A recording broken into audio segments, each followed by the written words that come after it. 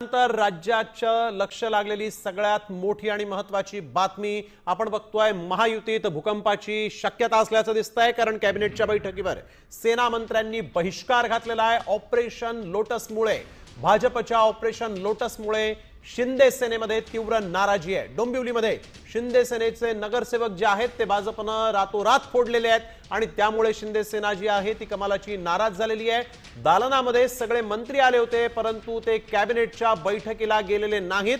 त्यांनी कॅबिनेटच्या बैठकीवर बहिष्कार घातलेला आहे आणि त्यामुळे महायुतीत भूकंप झाल्याची शक्यता असल्याचं इथं बोलण्यात येत आहे।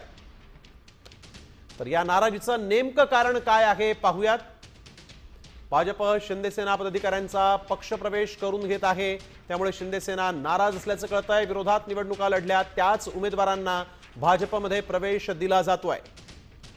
विश्वासात न घेता अनेक निर्णय दिले जात असल्याचं देखील इथं पाहायला मिळालेलं आहे। तसंच निवडणुकीमध्ये युतीचा धर्म पाळला जात नाही। निधी मिळवण्यासाठी कसरत करावी लागतेय। देश विदेशातील प्रत्येक घडामोडींचे लाईव्ह अपडेट मिळवण्यासाठी आता साम टीव्हीच्या सर्व सोशल मीडिया प्लॅटफॉर्मला लाईक, फॉलो आणि सबस्क्राइब करा। तसंच सर्व नोटिफिकेशनसाठी बेल आयकॉन प्रेस करायला विसरू नका।